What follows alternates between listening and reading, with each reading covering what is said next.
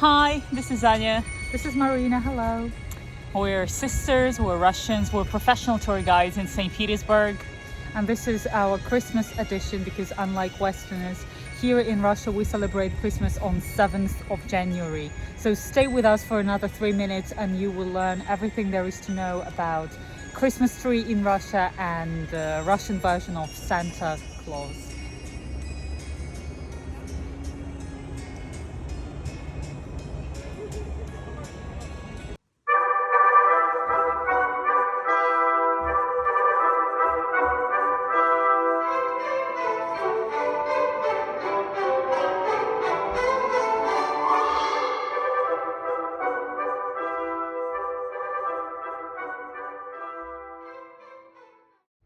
Well, it is hard to imagine Christmas holidays without a beautiful fir tree decorated with ribbon, candy and toys. But this tradition came to Russia only in 18th century, when Russian Emperor Petr I, he brought it from Europe and ordered his people to decorate their houses with pine tree branches and fir tree branches around Christmas time. It was unfortunately very shortly forgotten after he died, and only in 1817 the wife of our Grand Duke Nikolai, future Emperor Nikolai I, Alexandra, she was a German princess, she brought the tradition of having a Christmas tree from Germany to Russia, and the first Christmas tree appeared in the imperial house. But by 1840s, the nobility followed the emperor, and having a Christmas tree, this would be a very welcome decoration in the richest houses across the country. In 1914, when World War I started, having a Christmas tree in public would be looked down upon because it was a German tradition after all, but the imperial family, the last imperial family, Nikolai II and his children, they kept celebrating Christmas even in exile in Tobolsk in 1917.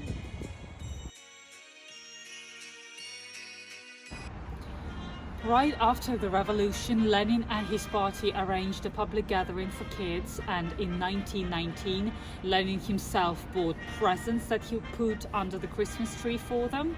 But right after he died in 1924, the fir tree fell into disgrace and it was deemed the relic of religious past and later would be prosecuted.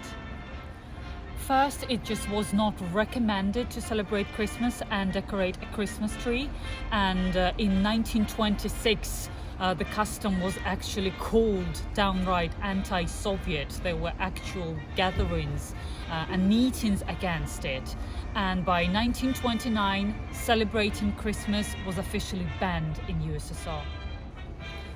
And only in 1935, 4 days before New Year's Day, the tree was given back to people officially.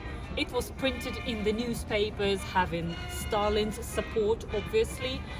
Public schools, kindergartens, skating rinks, theaters, they were all recommended to organize a New Year's tree for kids. You can imagine the crazy lines people formed in the shops to buy New Year's decorations.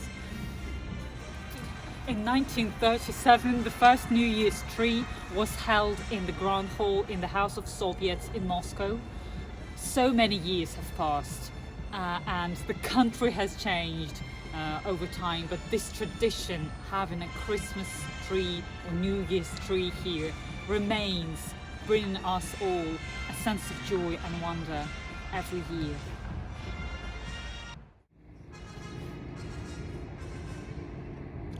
Did you know that there is no Santa Claus in Russia? We have another figure, his name is Grandfather Frost. The idea is also the same. He brings the kids the gifts, lives it under the Christmas tree. There's just several differences in his looks. In particular, our Grandfather Frost is a very tall man with a large, long beard, and he's dressed much warmer. He has this ankle-length coat, mostly white or blue, rarely red. He never wears glasses, unlike Santa. He is walking to the kids, or has this troika Russian sleigh hauled by 3 horses. he always enters through the front door, leaves the kids the gifts under the tree, but never at Christmas, always on New Year's Eve. And he's accompanied with a granddaughter, a beautiful tall girl. Her name is Snegurочка. She has this beautiful blonde braid. Now that we've established the looks of Russian Santa, let me tell you a bit about the history of his appearing in this country. The main religion before the 10th century here was the paganism, and our grandfather Frost was a mythical figure called the snow demon. And under the influence of Christianity, his whole character was transformed into the one we still have. After revolution, all Christmas traditions were actively discouraged for being religious, and the Father Frost was declared an enemy of Soviet people and the ally of the priest. He was only allowed to come back on 28th of December 1937. That's exactly the year where his granddaughter appeared, and with them the New Year's Eve became the main celebration in Soviet Union, since Christmas was not celebrated till the collapse of Soviet Union. During the World War II, the grandfather Frost and Snegurочка, his granddaughter, had to become the anti-fascist and patriotic symbols who helped Soviet people to fight with the deadly frost and even guns. Look at the postcard of that period.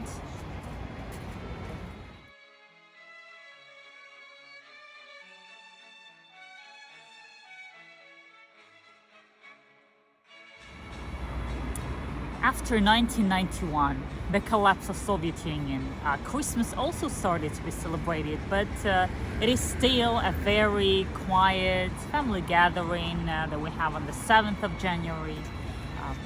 New Year's Eve, though, is the main holiday in Russia, the biggest, the loudest one.